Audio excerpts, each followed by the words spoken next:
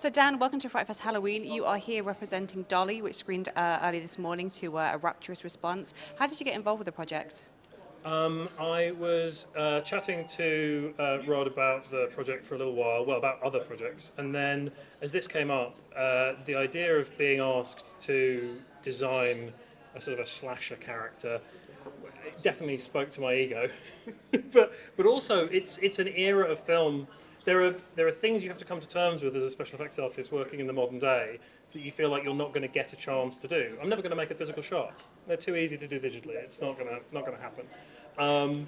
And it's not often that you get a new iconic slasher look. And there've been a handful over recent years, but they're not coming as thick and fast as they were in the heyday. And it was a really fun idea. The the concept of it was sort of very solid and very on the page right from the beginning, and it kind of fit with the time frame of other jobs we were doing. So it was really sort of a perfect match. And the film was shot in 16mm. Does that do anything? Do you have to work in any different capacity when you're working in that way?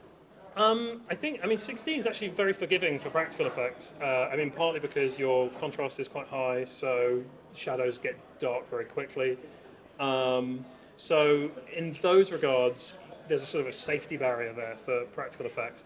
If you want stuff to be seen, you have to be very conscious of how light's going to play and reflection. It's quite a bright film, despite being kind of a slasher exploitation aesthetic. It's quite bright compared to a lot of those movies. So we knew that we were going to get a lot of stuff. There were a lot of conversations about how shiny, how glossy the face was going to be, what aesthetic we were going to push for as far as the material of the mask, what we were presenting it as. I think the big thing about 16 is that when you shoot on film, especially single per film, it makes it much harder to track anything for fixing it digitally. So there's not going to be, a lot of people say they don't want to do anything with post, but it's like post-production is digital these days. But the thing about single per film is it's not arranged in the gate as firmly because it's only held on one side. So the tracking marks kind of drift. So rotoscoping is much more complicated, and so VFX becomes more expensive. So it's more forgiving, but if something does go wrong, it's harder to save. And how much collaboration was there with creating Dolly? Because obviously you said it's a slasher villain. You know, any horror film is only ever as good as its villain. How did you go about creating her look? There was a lot of back and forth, but they were very, very receptive to ideas. Rod knew exactly what he wanted, and like I said, it's as written.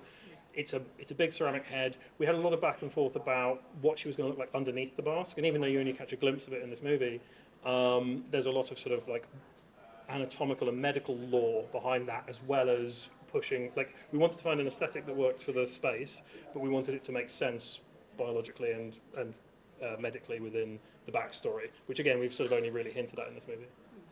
And I mean, in the end credits, it teases a Dolly too. You know, would you go back for a second one? We are already talking about it. Nice. And what else are you working on that you're allowed to tell us about? Because I know that a lot of this is like hush hush. Yeah, so we're in sort of like early pre-production for Brandon Cronenberg's new picture, Dragon, at the moment, which is currently scheduled to shoot next year, which is very exciting. And we've got some other bits and bobs that are sort of slightly more embargoed that are going on right now, which are like they're happening, but when Dragon happens, that's basically all I'm going to be doing for about a year and a half, I think. I'm going to let you go and enjoy the rest of your Fright Fest. Thank you. Thank you so much. Thank you.